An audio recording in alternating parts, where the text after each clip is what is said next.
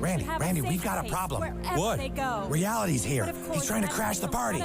Reality? Who let him in? You're sad that people are mean? Well, I'm sorry. The world isn't one big liberal arts college campus. I don't have an agenda. Like, I want people to do something. I need them to do something. I want them to avoid irrationality. I guess what interests me is just like what interests everybody else. It's just sort of what feels real. That was totally wicked!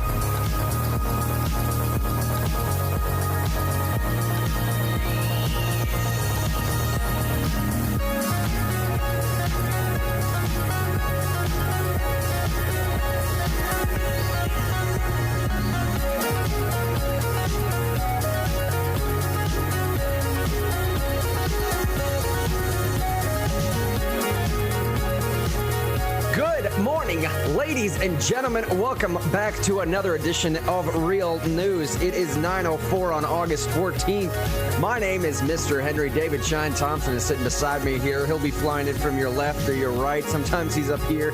Sometimes he's over here. Sometimes we're split down, right down. It doesn't, you know what I mean? You never really know. He's sneaky like a ninja. He does all the fantastic production on the back end. We are back today doing a live show. Yes, this is live right in front of you. Big shout out to everybody that's watching on every single platform that we have going on right now.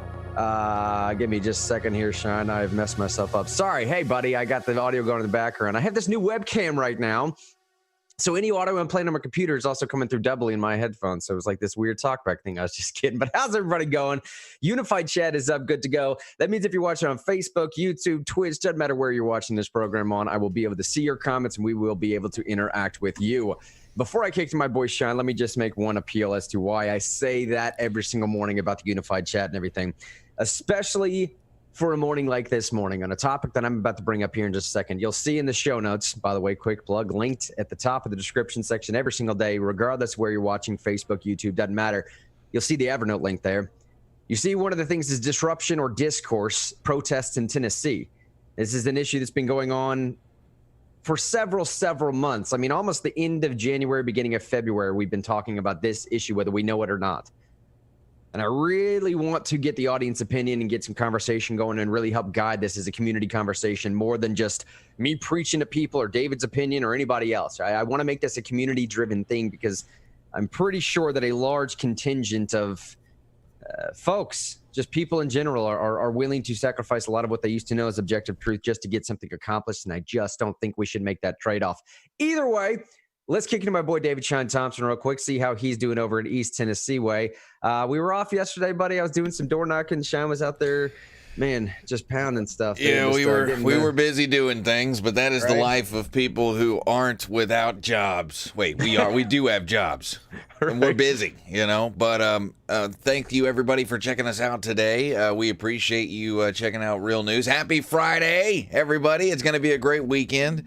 I do want to let everybody at noon, we do have the Veteran Next Door coming up. The title of the show is this week is the history of the POW.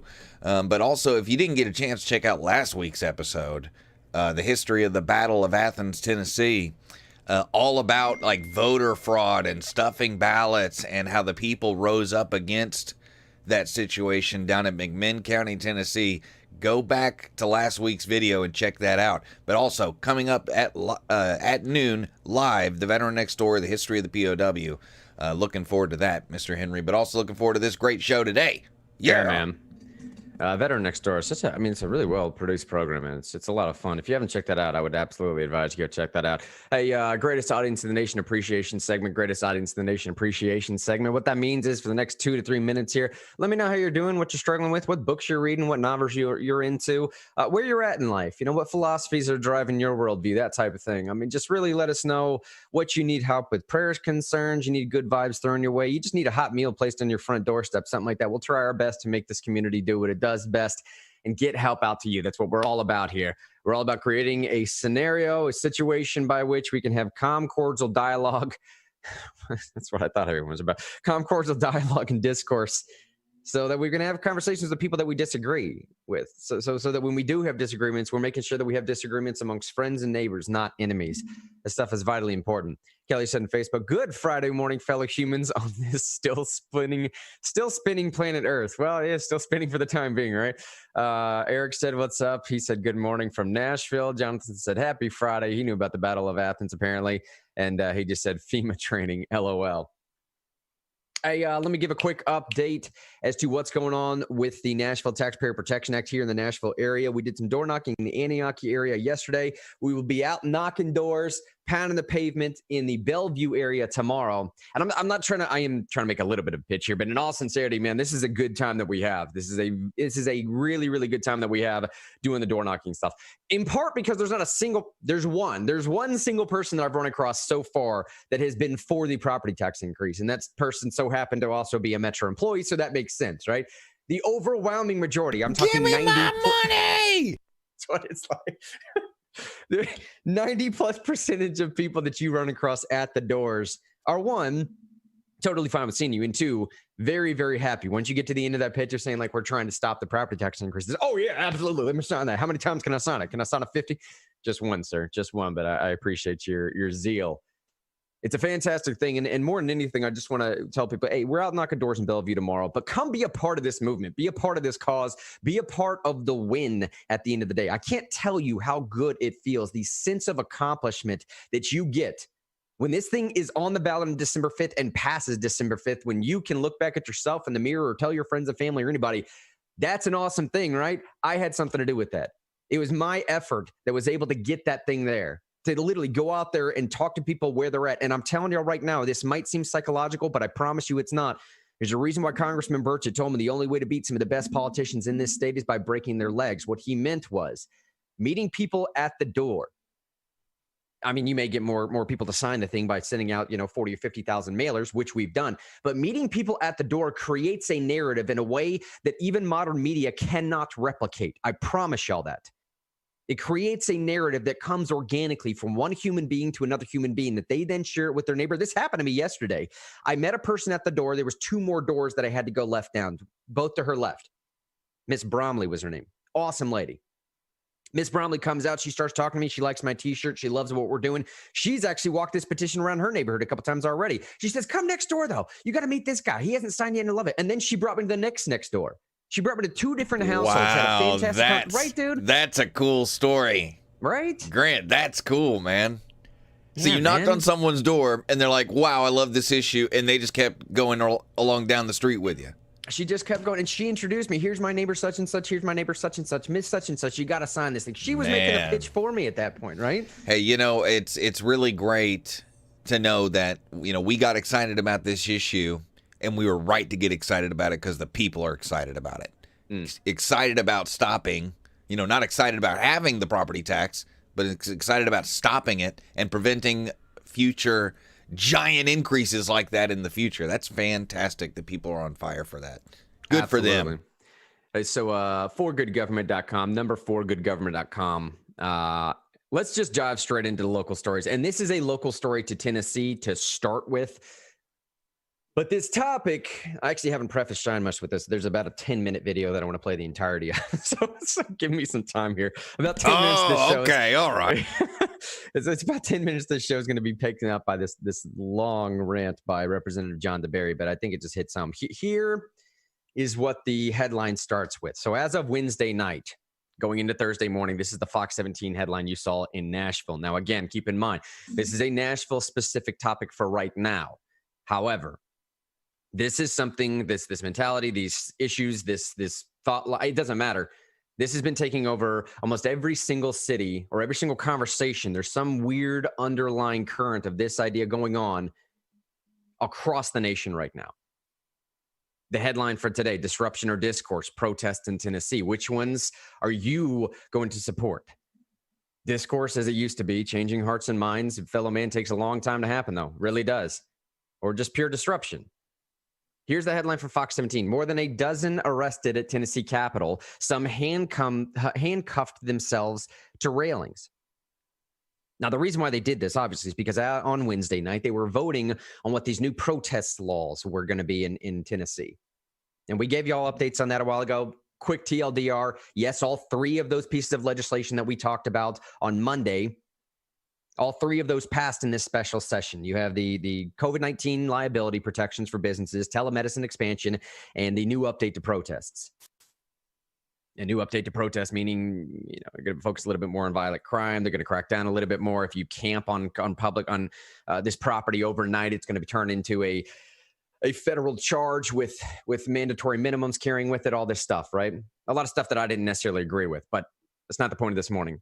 Headline, Tennessee State Capitol arrest made overnight by the people that were protesting that piece of legislation in particular. At least 16 people are booked this morning and charged with criminal trespassing at the Capitol.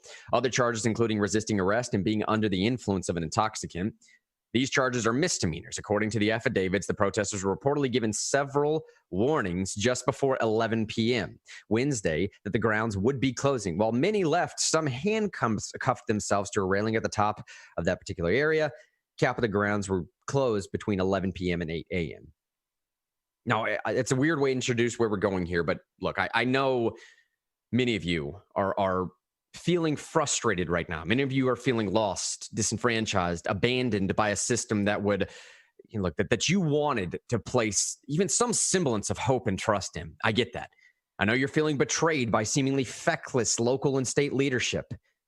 I know many of you are also fed up with the current situation, that you might be willing, so fed up with it, that you may be willing to try anything just for a momentary sensation of progress. I've actually read many posts on Facebook, Twitter, etc., that sound very similar to this hypothetical post here. I mean, I'm sure you guys have seen something similar to this extent as well, saying, I've worked for years trying to bring this state and my community closer to liberty. And I feel like we're further away than we ever have been. Many of you have been at this for longer than I have been with the same types of results. Those results only ending in failure. I'm starting to think, this is again in that hypothetical post, not my words, just I'm sure you guys have read some of this stuff too. Continuing, I'm starting to think that we should no longer rely upon the usual activism or even meeting with legislators face to face. Instead, we should start embracing protests and disruption as our focus. It's time to become ungovernable. Instead, we should start embracing protest and disruption as our focus. And Cheyenne, where eventually I'm going with this rant, right underneath this little red stuff you're seeing in the show notes is that John DeBerry YouTube clip, if you want to pull that up. So I'm sure you guys have seen those same hypothetical posts. I know many of you are feeling the exact same way and possibly even relating to that sentiment as the one expressed in that hypothetical post. I was thinking about this last night too, as I was reading through some of this stuff and thinking, this has been a long time coming. This isn't just this one hypothetical post. This stuff has been bantered around for, beginning of February, end of January, something like that. I was thinking about how to respond to a situation that we find ourselves in. This whole aspect between violence and discourse, which one is more effective? I was thinking about how to possibly talk my liberty-loving friends away from that edge. I was thinking about how I might eloquently express the idea that violence will only beget violence, that rational discourse must be the thing that pulls us through these trying times.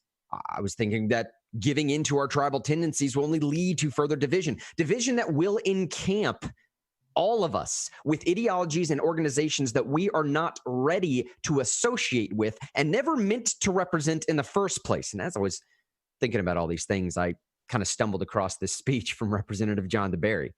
He gave this speech on Wednesday night. Now, as we're about to start to play this speech, it's a 10-minute clip. So we're going to go, pause, comment, go, pause, comment. We may just let the entire 10 minutes play out because nobody can say it better than this man said it. And I would implore everybody right now, even if you disagree where I come from on this, just listen to the guy. This is a man that has marched to accomplish the 1964 Civil Rights Act. He's a man that has more experience with this exact issue than anyone I've ever had the pleasure of knowing personally, and a man that has more experience with this exact topic, arguably, than anybody else in this state right now. Understand what I'm saying here before we play this clip. Much like most things in my life, Shine does the same thing. If I want to form an educated opinion on anything, I will meticulously research that topic and seek the opinions of experts. I would consider Representative DeBerry here an expert in both the realms of racial injustice and the realm of politics. I'll take his opinion and expertise over most any other. And additionally, I would finally say this. I would think that the rules that certain members of society are playing by right now will also force those woke few to at least be genuinely open to hearing what Representative DeBerry has to say. So with all that preface, listen to what Representative DeBerry has to say about this. Thank you, Mr. Speaker. I don't want to question the patriotism or the integrity of any of my colleagues who have spoken before me. That's not for me to do, just as it is not for them to do. We find ourselves doing it quite a bit in this body, and that's unfortunate because folks sent us here not to accuse each other of anything, but to do the job that they sent us to do. And I rise not to go against or support this legislation. I rise because I continue to hear references to what I saw in growing up in this country and growing up in the state of Tennessee as I walked with my father and worked with my father here in the state of Tennessee, in Memphis, Tennessee, and across this state and across this country, in the middle of what has been referenced to on several occasions, the civil rights movement. And, you know, people continue to refer to this, but I saw it. I saw men and women stand with courage and integrity and class, and they changed the world. They changed the world because what the world could see in them was the lie that was being told about them. I am one of those individuals who walked in back doors because the law said I had to. I'm one of those individuals who rode on the back of the bus on the back seats that were not cushioned because the law said I had to. I went to the water and drank colored water because the law said I had to. I went to a school where everybody looked like me and the country was divided and segregated because the law said that I had to. So all of these things we continue to refer to are the things that me and my generation lived. We saw it for ourselves. We're not reading it in the history books, but we lived it. I went with my father when he and our neighbor got one of those I am a man signs and went downtown Memphis and watched him stand there proudly with Dr. King and other men and women, black and white, who had enough courage to stand up against what was wrong. And the way they did it, they had on their suits, their shirts, their ties, their hats, and if it was cold, their overcoats. They locked arms and they marched peacefully. And Dr. King stood for that which was peaceful. Because the world took a look at what was happening in Memphis, in Chicago, in Detroit, in Washington, D.C., and all over this country, we changed the entire world. And we changed it because those men and women had enough guts, integrity, enough citizenship and love of country, because my father was a Korean War era soldier, as many of those other men and women were. They didn't beg for anything. They didn't beg for citizenship. They demanded it because they were American citizens who paid taxes, who raised children, who paid house notes and rent, and did everything they were supposed to do so that they could demand from this country and its Constitution those things that they were supposed to have. How did they do it? They did it by standing like men and women of integrity and class and common sense and values. When the riots started and folks started burning stuff down, that's when my father took my arm and we left. We left because that was not what we were there for. That was not what Dr. King was there for. That was not what others who are famous in the civil rights days were there for. This was not peaceful. It was not part of our movement, and it only hurt everything. That man lay in a pool of blood. I stood there and watched him make a speech. The building wasn't really full. It was crowded, because there was a terrible storm that night. But my daddy was intending, and most certainly, he wanted to hear that speech and wanted me to be there. I gave my seat to a lady who came in wringing wet and stood over, not because there weren't any other seats, but because I could stand against the wall and be closer as he spoke. I watched that man shiver. I watched his voice shake. I watched him tremble because he knew something he knew that he probably wasn't going to leave Memphis. I don't know what providence God had given to make him prepare for this when he said he'd been to the mountaintop. I don't know what he was thinking when he said, I may not get there with you. But something told that good man on that terrible stormy night that something bad was getting ready to happen. Whenever we use the opportunity to do wrong, that policeman that put his foot on that man's neck was wrong. And every one of us in this room decry it. Every one of us in this room condemn it. We say it was wrong. And in America, we have a system of justice. A system of justice that's going to bring the full impact of the law down upon him. And I think every one of us in this room will support that. And we know that man lay there in a pool of blood. This man didn't die surrounded by his children and his wife. He died in a pool of blood from a coward's bullet. And he died on that day. And I remember as we went back to Memphis and all of the riots broke loose, everything he stood for was all of a sudden being torn down until calmer voices came and said, Dr. King was against this. He was against this. He was against this. My family raised money and sent my dad to Washington for that march. Well, that man stood there and said that he wanted his children judged by the content of their character, not the color of their skin. And all we do in America right now is talk about color. Every issue is about race, it's about color. Instead of us sitting down at the table like men and women of common sense and common justice, and understanding that our enemies are looking with a greedy vigilance upon us as we tear ourselves apart eternally.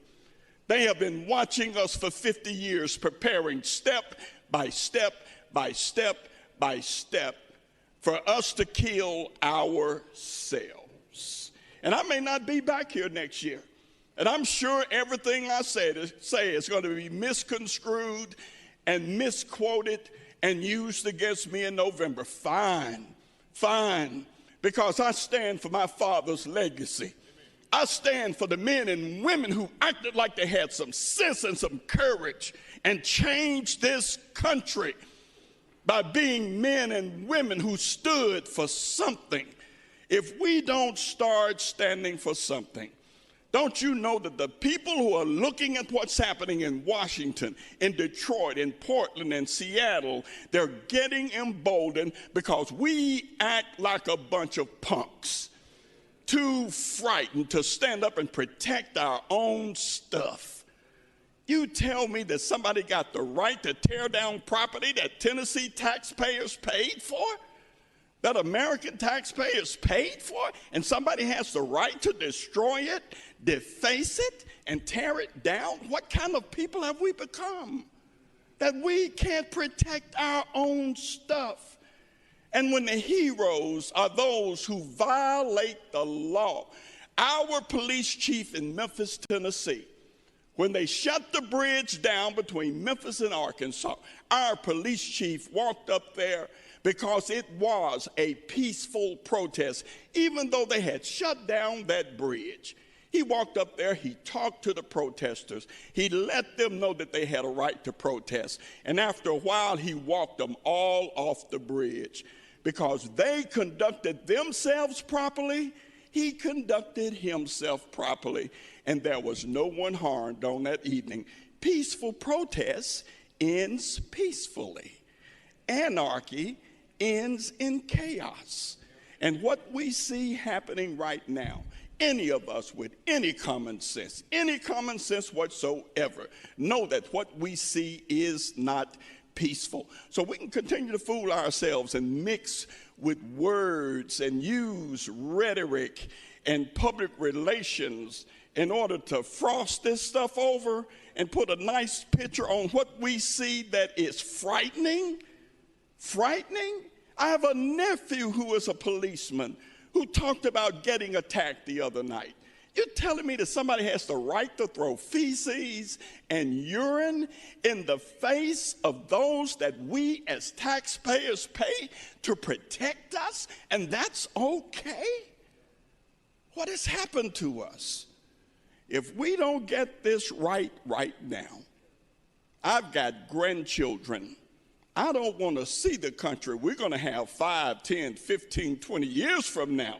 If we don't start acting like we got some guts, right now, brethren, sisterin, friends, colleagues, right now.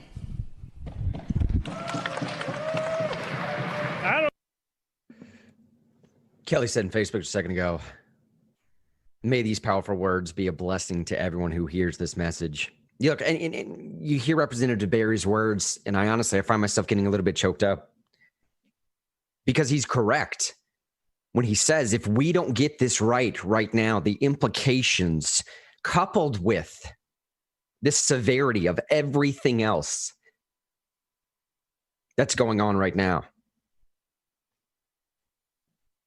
My brother just sent me something on Facebook a second ago saying it's an article linking to the week. When conservatives become revolutionaries.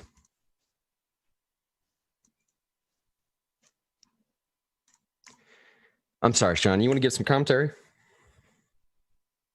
Well, it was a very powerful speech, and I think, when you hear, when things are powerful, when you feel that choked up feeling or you feel the rise of emotion, it's because truth is being spoken. And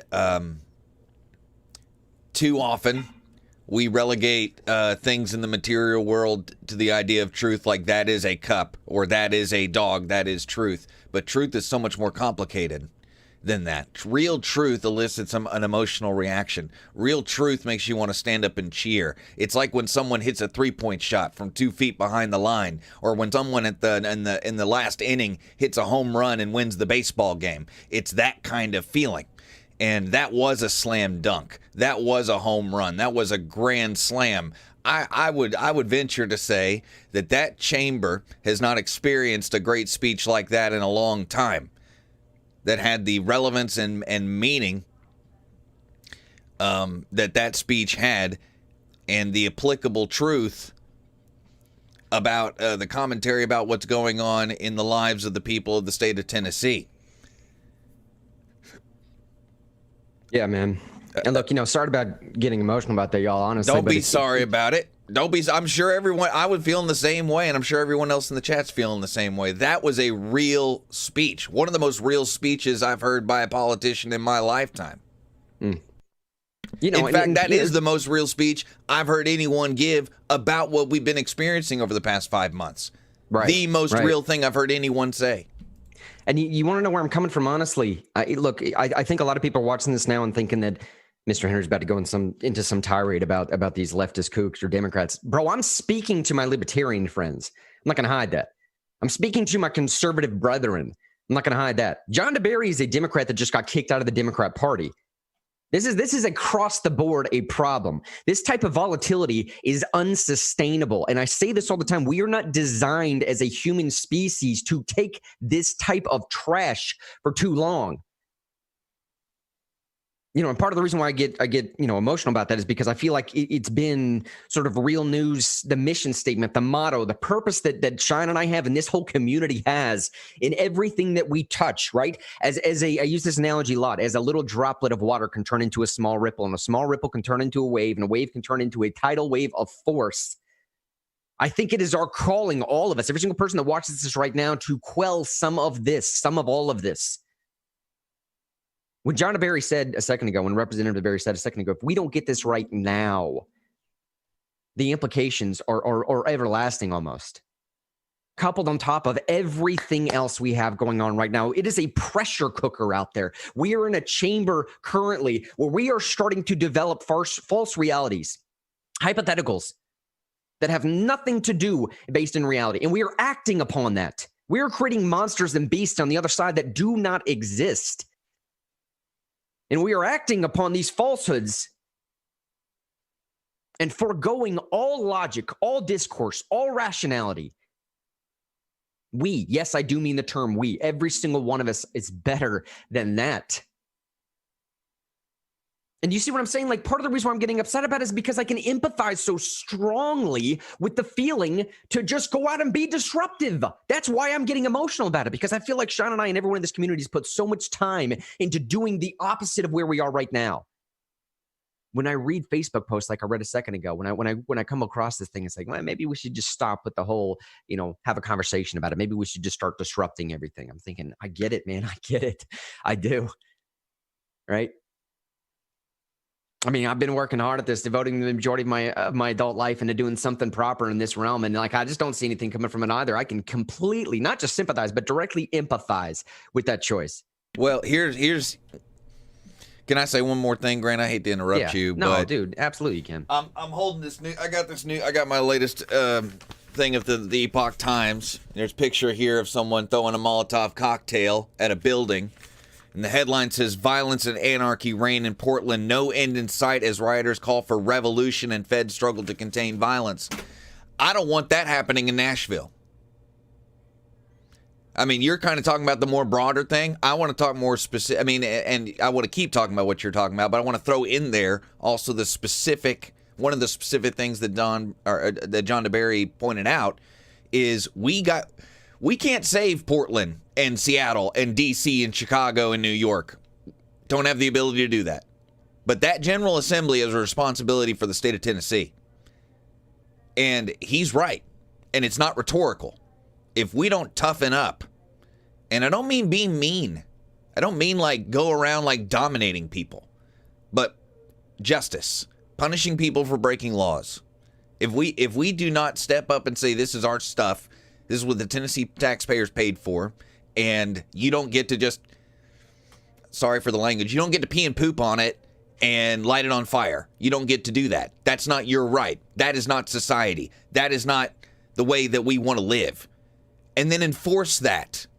If we don't get serious about it, these people who think disruption is a thing and that it's a good political tactic, it's only a good political tactic when nobody else wants to disrupt you. What if people start coming in your back doors?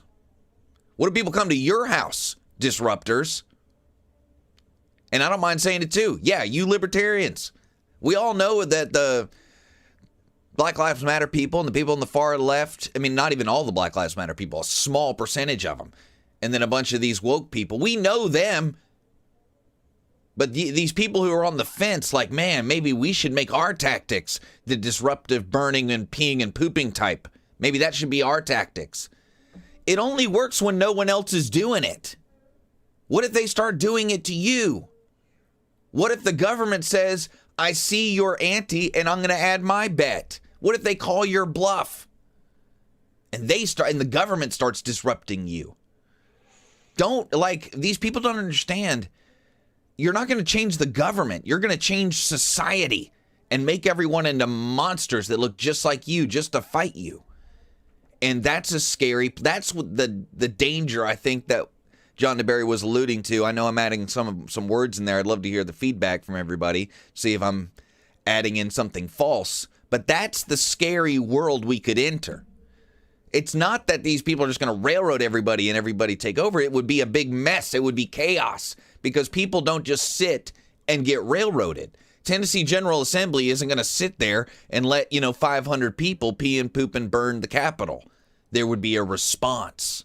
And I don't want to live in a world with tit for tat and violent response to violence response. You get what I'm saying, Grant? I don't want to live in that world. And no one wants to live in that world. We want to wake up, go to our jobs, love our women and our children. You know, as you know, I'm a guy, so I'm thinking it from my perspective, you know, or your man and your children or whatever. You want to live your normal life and then go to bed and not have to like sit there and wonder if someone's going to beat your door down while you're asleep. You want to live a normal life. That's what most people want. And they will fight to protect that normal life. So wake up, people. Anybody on the edge of, do we need to live make our politics a disruptive politics? You're insane if you want to add to this craziness. I'm with John DeBerry. No, I hear you, man. I know. Let's see. Kelly said in Facebook, we can stop this madness in Tennessee, though. She says, hashtag right now. Eric said, no need to apologize, brother. We need to hear it. I'm glad that there are those of us who haven't been jaded enough to lose hope, right? Says it's tough sometimes, but hearing the speech ignites a fire and brings back into the darkness DeBerry is fighting against. Feeling this for sure. Bob said, unscripted speeches from the heart and experienced wisdom always pull the heartstrings and have much more impact.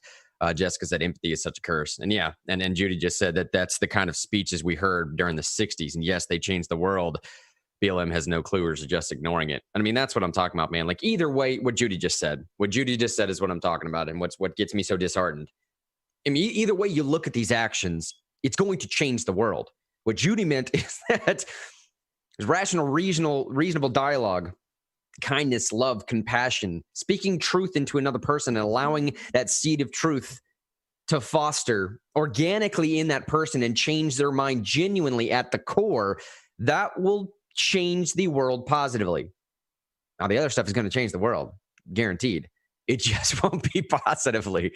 And I'm telling y'all right now, if everybody starts to get behind this notion that we just need to play by the same rules as the other team, and you think you're somehow being disenfranchised or marginalized, or your voice isn't being heard, or it's just not fair, or maybe, I don't know, the generation of instant gratification, and we just need change to happen now, and we don't want to wait it out to convince our fellow man long enough. Well, maybe your argument's just not good enough, and maybe you need to do some self-reflection and some self-work. Let's be real about that.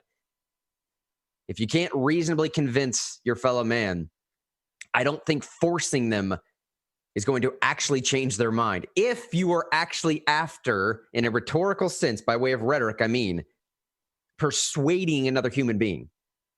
A free human being.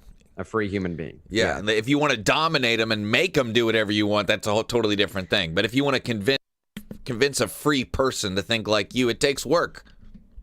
And Shine, pull up that next video here too. I'll cap this whole emotionally driven rant. I didn't mean to get, this into it this morning. It's just years worth of stuff you put into something sort of coming back all at one time. But lest y'all think that Representative DeBerry, Sean, the video pulling up the Inglewood residents pushback on Black Lives Matter.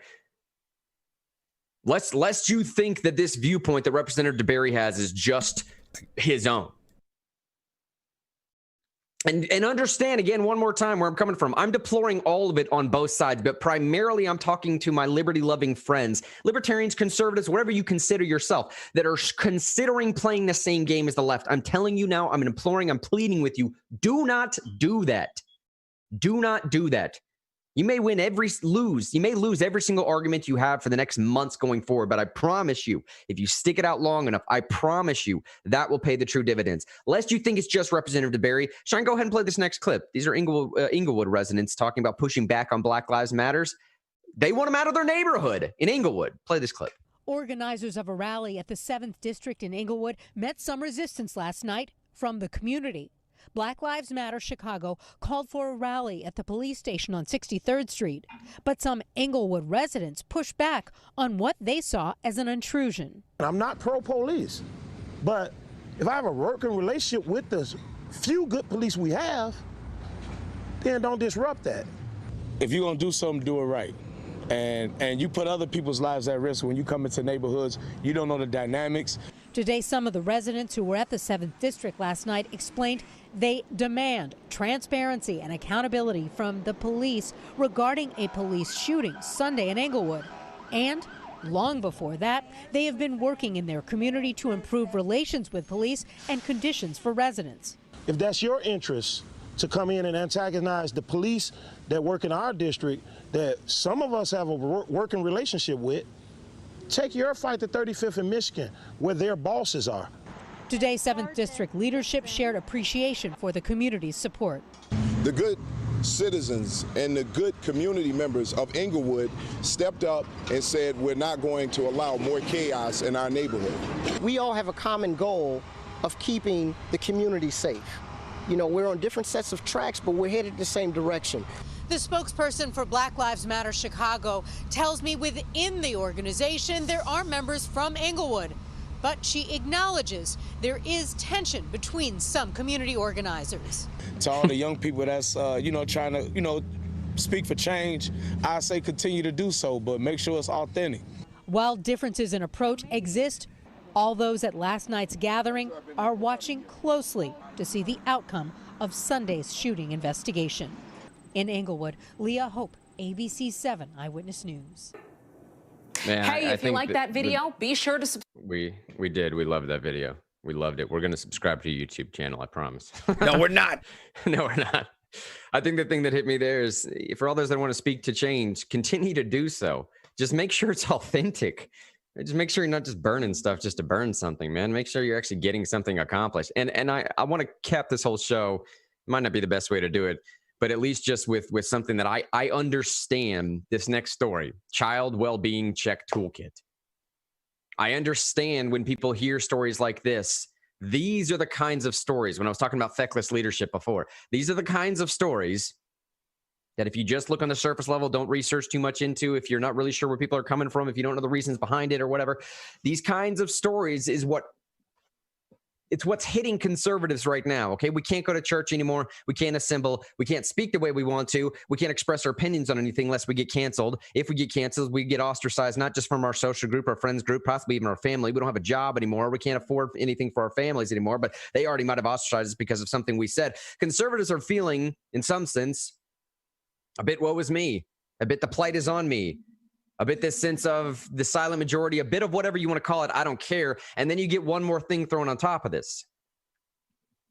Now, I'm not even saying this is correct. I'm just saying this is the general sense that I get from most conservatives, that everything in conservative life is the only thing that's worthy of being attacked now, or at least that you can get away with attacking. So they will. So everybody will. That is what's ginning up these feelings to go disrupt this system.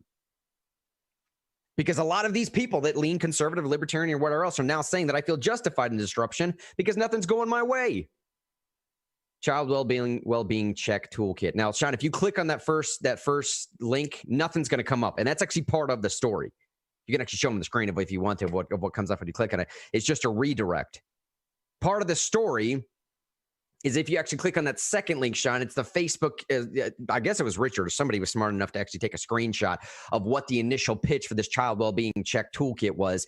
And more than anything, I just want to put this out there to see how the Real News audience feels about it. I think most people that came across this, not everyone, but most people that came across this were initially, they were initially very turned off by this. Although I do think it's important, at least to some extent, to lend some background history as to why this topic even came up. So what you're looking at on your screen right now, the resource when they're redirected, Governor Lee's team is now reconsidering this initiative entirely. But initially what was posted on that screen, it's the Facebook link then and then show notes right underneath that. It says wellness checks regaining and maintaining connection. Tennessee Governor Bill Lee tasked Education Commissioner Dr. Penny Schwinn to establish the Child Wellbeing Task Force.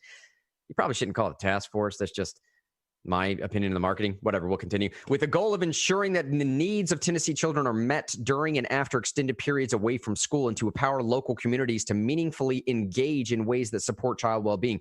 All right, first and foremost, this language is all wrong. Like it's way too flowery. It's far too ambiguous. No one knows what you're talking about. All they're reading right now is that you're going to send police officers to your front doorstep to knock and say, hey, how your kid's doing? Let me in your house so I can check on your kid.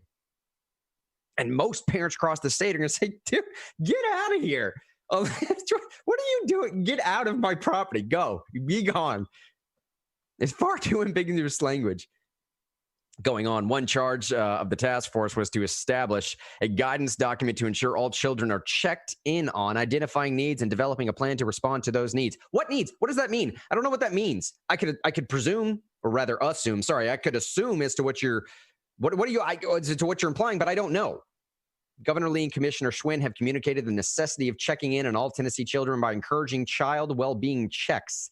Since many children have potentially experienced adversity due to the pandemic, deliberate steps will need to be taken by all stakeholders in the community to ensure the wellness of children. This is conversation by high-level think tank folks that just don't go consult the PR team, I think, because it's not speaking to what they're actually talking about. I'll get to that in just a second. There's only two stakeholders in a child's life, and it's their parents.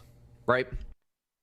Now, finishing this out, they say guidelines established in this document are encouraged to be enacted during any period of extended school closure through virtual school models and when students return to school after extended periods away. Now, here's the they say goal, and this was highlighted in purple. Goal: all Tennessee children will receive a well-being check. Purpose: connect with each child to verify well-being and identity and identify need. Nobody knows what that means. And again, the topic I'm about to cover here in just a second is not necessarily to justify this initiative. It's just to lend some validity to a few things of whoever put this initial release out got it way, way wrong. And the conversation that should have been started was this next article. And luckily, man, that guy's name escapes me. I'll forget it. I mean, I'll remember here in a second. Anyways, he's a political player out in East Tennessee that posted this somewhere. He just ran for district such and such, doesn't matter. Here's the headline from WKRN, WKRN.com, and then I'll hit some Facebook comments here in just a second too. Tennessee task force finds child abuse reports down amid pandemic. A new report from Tennessee education leaders found that the COVID-19 pandemic was affecting children in multiple ways as they were forced to stay home from school. We talk about this all the time in this program, about these sort of tangential, unrelated ways to COVID that it's affecting a lot of stuff. Divorce rates are skyrocketing. World hunger is back to what it was in the 70s and 80s. I mean, suicide rate is off the charts. Depression is like it's never been before. I mean, there's all kinds of things that are being affected by the COVID shutdown and by COVID itself that is not actually the virus itself. Continuing, this is a quote here from Governor Bill Lee. He said, there's a number of working families who need for their children, doesn't make sense, who need for their children to be in school so they can continue to work. There's a lot of reasons why schools can and should be open so long as we do that in a way that protects teachers and protects students. At the same time, we believe we can do it. Again, that doesn't explain anything to me. So finally, they get to talking about creating this task force. And this is what they say. They say, quote, the task force learned that during peak stay-at-home orders, reports of suspected child abuse dropped by 27%. This is, again, what Governor Lee said, quote, why should we open schools? Because our kids need to be in school, because kids not only academically are suffering, we know kids suffer in mental health capacity. Child abuse reports are way down. We don't believe it's because child abuse is down. It's because schools and teachers are a reporting mechanism for child abuse. He goes on to say, school plays a critical role in supporting students' physical and mental health, and we have seen more students have gone hungry. Suicide rates have increased, abuse cases have gone unreported, and critical health and counseling services have halted due to global pandemic. Sorry, this is from Penny Schwinn. She said the work of the Child Wellbeing Task Force in partnership with the state and local leaders is essential to ensuring the academic, non-academic needs of our children are met as we continue to fight this virus together. So my point of bringing this up today is a little bit just to put a slight proper light on this and just plead with government one time. I don't know who y'all have on your PR team up there, and I'm probably insulting someone personally that I might even know personally, so I apologize for that. But dude, come on, man. If somebody would have just come out and said like, all right, let me just be real with y'all Tennesseans, okay? Child abuse has dropped 30%. Now, we don't think that people are stopping to, they're not just no longer abusing their children overnight. We think that number's probably the same as it used to be. We're just not being able to report on it anymore because the teachers are seeing the bruises on the kids coming in the following day, and the teachers aren't seeing the kids anymore, so it's just not being reported on. So can you help us? Help us help you. Help us look after these kids. I mean, do something in your community. Talk to people. Keep an eye out for them while at their playground together, while they're doing something with other. Can we work with this Greg, this is the scariest thing I've ever heard. What is? Of the Tennessee government thinking about doing. And I've heard you say it, and I saw someone else in the chat say it, like this was some kind of mistake. When you see stuff like this, it is not a mistake. People do. You don't put things out like this and put the time to develop the guidelines or whatever they did, any of the work they did. This wasn't a mistake. Someone did what they thought was right. And then someone else said that's wrong and made them stop. But it was not a mistake. We don't live in a world where people are making mistakes. We live in a world where people are making power grabs. So you're saying, do you think someone at the governor's office was just straight up saying, like, no, forget the parents. We're just going to go straight knock these doors and get to their kids, whether they say we Isn't can or that not? what was written down? I mean, you're right, dude. Okay, so if it was written down, then someone thought it, right? Someone didn't, like, accidentally write that. Someone believes this. Someone believes that parents aren't to be trusted and that they are to be the arbiter of Tennessee's children. Someone believes that. Someone believes that. Someone might have even thought, why not do it? Since I believe it, because we're in a pandemic and I can claim some kind of morality. Like I'm trying to save the children. Or like maybe this would be a good beta test to see if Tennessee would accept this. Because that's way more likely. It is not a mistake. And it's a mistake to assume it's a mistake.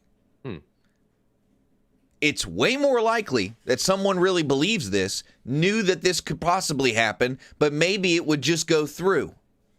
That's more likely. Pick up attention. That's It was sandwiched in between 2 or 3 other different things. Someone may have just floated it on in there. And I keep going back to the first couple tenets of Black Lives Matter is they don't believe in the nuclear family.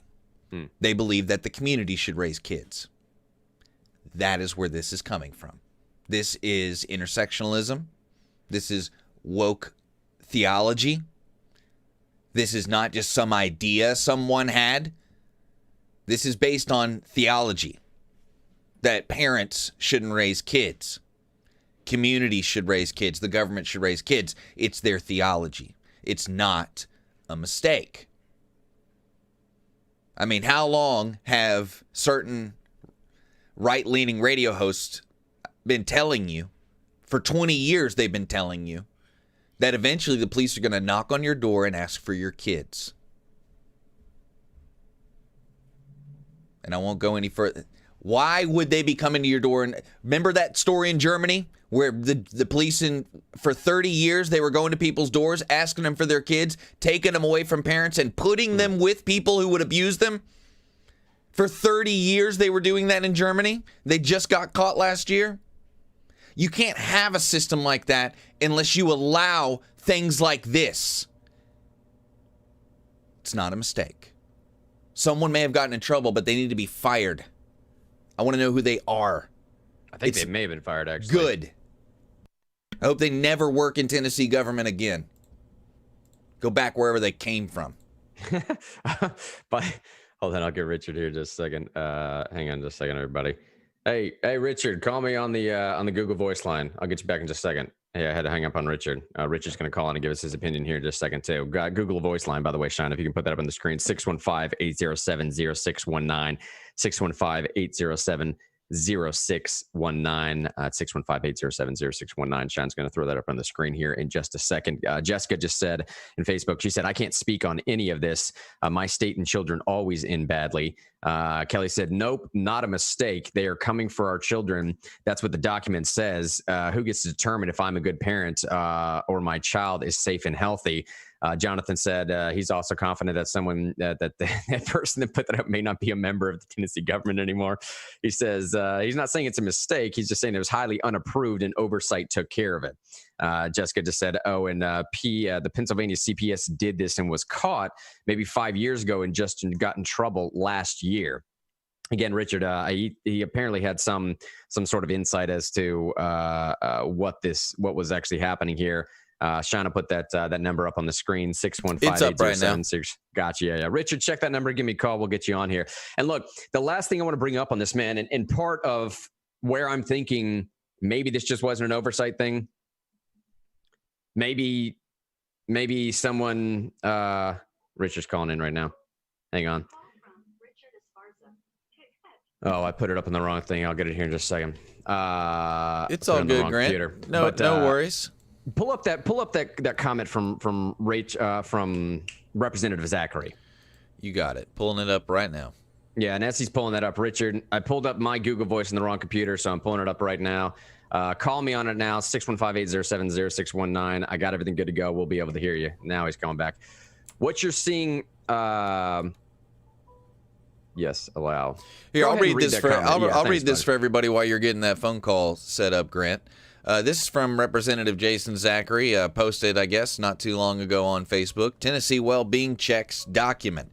Thank you for the numerous calls and emails and texts related to the above document that we just checked out here on the show. I share your concern and frustration.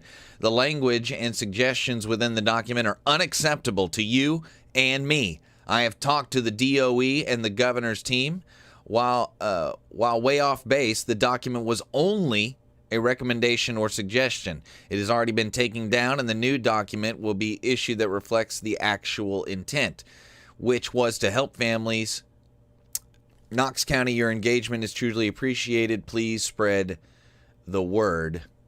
And we have Richard on the line right now. And again, I'll let Richard get on here in just a second. The reason why I wanted to bring up Representative Zachary's comments there is for twofold reason. Obviously, people spoke out against this because it's what I said at the beginning. The language, Sean's exactly right. The language from the thing that was initially put out, it is what it is. It was speaking exactly what it was speaking. Kelly's directly, I mean, she's correct when she said in Facebook a second ago, too, that it wasn't a mistake. They're coming for our children. That's what that rhetoric sounded like.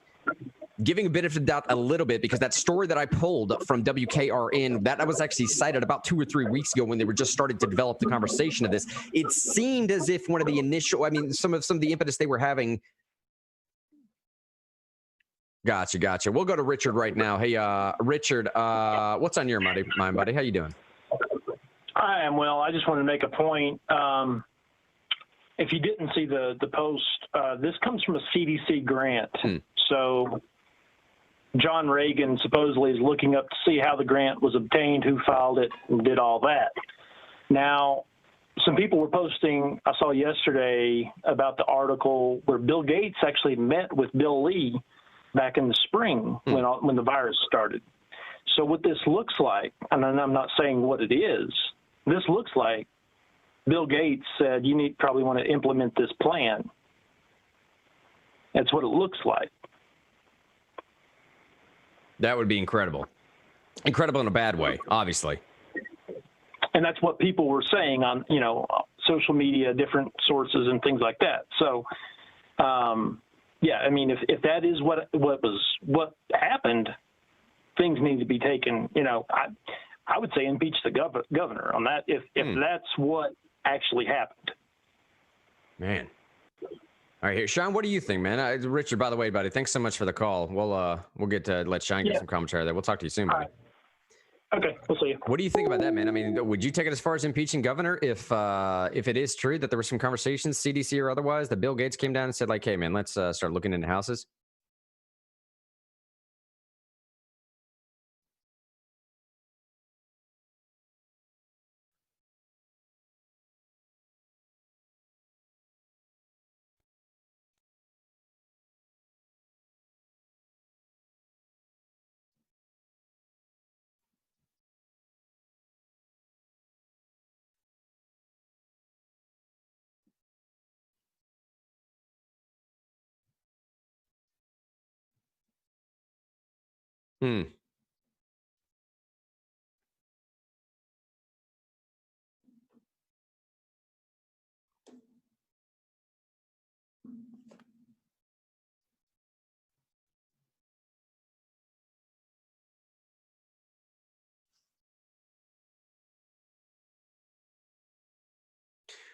Hey, Sean, sorry to interrupt there, but I don't know if I think. I'm muted. I'm sorry. I was doing that stuff with Richard, but I was saying not necessarily because of the Bill Gates thing.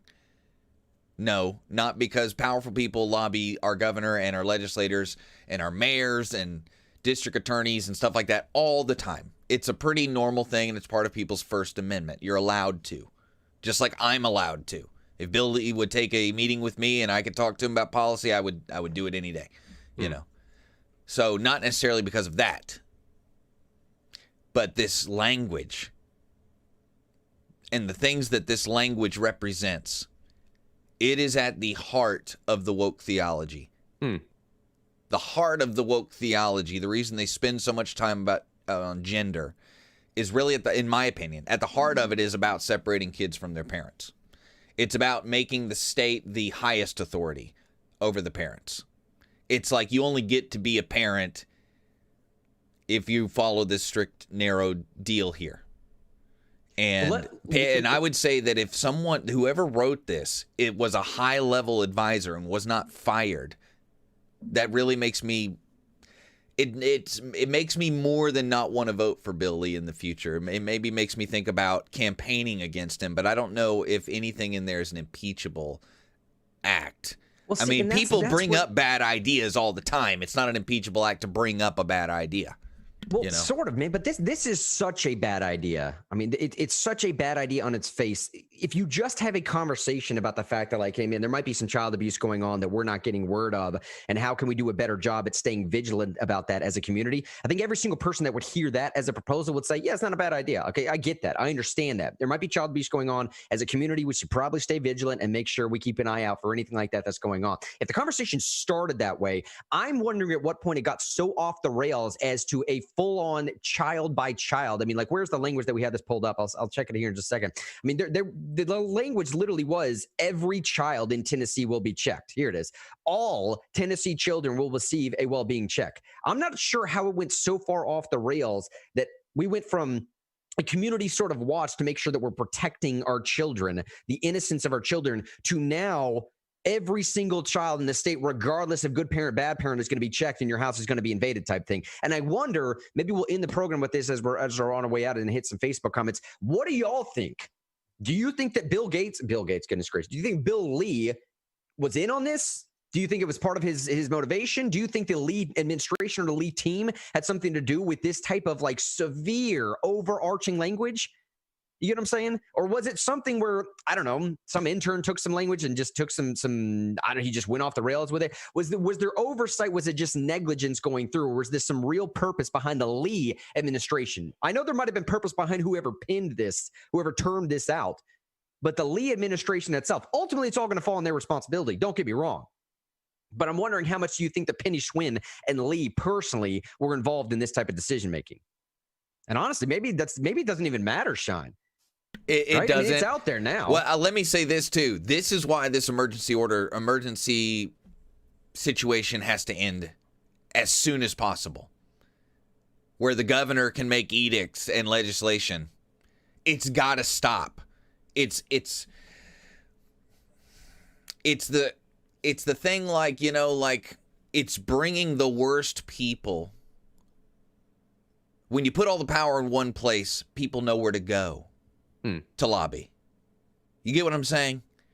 It's there's a Taoist proverb about if you put all of your valuables in a safe, then all the thief has to do is steal the safe. You get what I'm saying? And that's why you never put all your value in one place. And it's a great little thing about, like, not just being the obvious stuff, but also, like, you need to be a multifaceted person. You can't just, like, be a good pencil sharpener. You got to have other skills like that, you know? But, like, the idea, if you put all your power in one place, and it's also a poem about government, then it's very easy for corruption to steal the power. And I would say that you're going to get stuff like this when power's all concentrated. Because things like this could become de facto law. And if there weren't such a great activist base in Tennessee watching everything, yes, then really bad stuff could happen.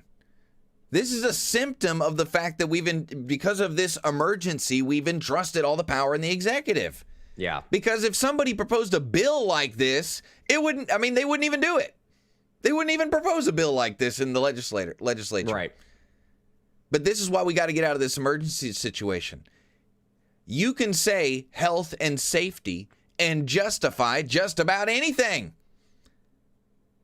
Because a portion of the population, based on personality, you know, because that's all just evenly distributed, like 25% of the population is generally more anxious about things and afraid of things.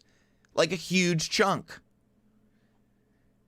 And so you can just constantly say health and safety and justify anything. And a huge chunk of people, based on no other thing than like the way they were born, because personality things are just evenly distributed, will be like, yeah, that's a good idea as long as it keeps me safe. Whatever, just keep me safe.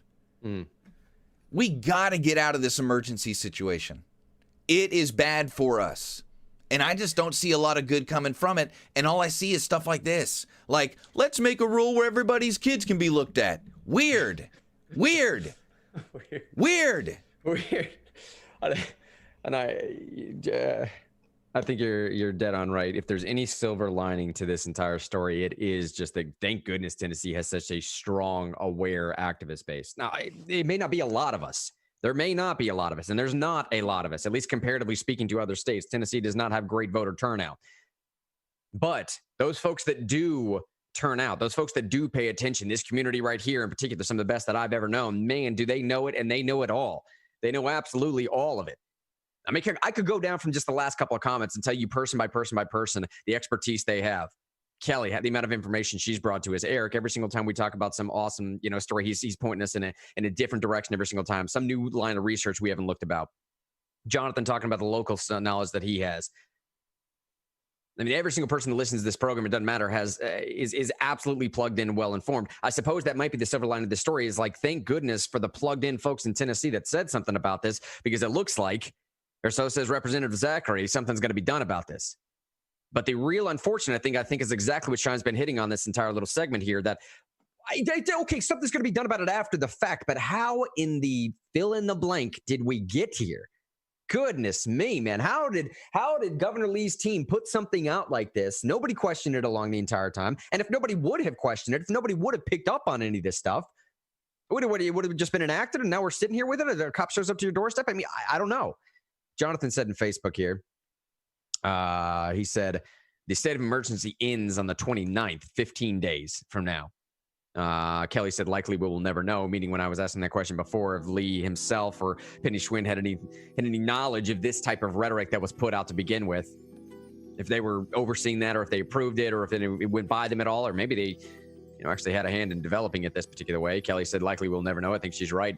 Eric said Hillary Clinton wrote a book called It Takes a Village. Authoritarian regimes existing now and in the past have taken the kids and used them against parents and used them to plant the propaganda seeds. They want more subservience. Kelly said, such a horrible, very, very bad idea. And then at some point, Kelly said, yeah, 100% right. Shine. Eric said we have a recommendation too. Shove it up your fill in the blank. I think that's where most people are coming from. And look, man, as we end the program here today, I just want to reinforce one more time what I hope the theme of today's show was. It's stuff like this. It's stuff like this that I think gets people upset. It's stuff like this that gets people so upset that they're willing to go out and just cause disruption. That they're willing to go out and disrupt anything they can to make sure that something like this stops. And it's thing after thing after thing after thing. All I'm saying is that I think just lighting stuff on fire, walk yourself back from that edge. Listen to the words of Representative DeBerry. Love, kindness, compassion, pouring out on your fellow man. That's the stuff that's going to get us through. Rational discourse must be the thing that pulls us through this times. We are in a wheat from chaff moment right now. We are in a pressing period. We are in a period where objective truth is going to reign to the top, and a lot of folks are going to get hurt along the way. Just make sure you're the compassionate ones that are bringing folks with you is all I'm saying. Hey, we got to end the show here for today. We'll be doing door knocking tomorrow. Send us a direct message if you're in the Nashville area, if you want to come get in on that, if you just want any more information about that at all, if you want any information as to what we're doing going forward. You might see me. That's right. Veteran Next Door at noon. You might see me pop on Real News or the Instagram we have from time to time later on today promoting that, or tomorrow while we're out there in the field doing it. All that good stuff. Love each and every one of y'all. We'll see you on Monday.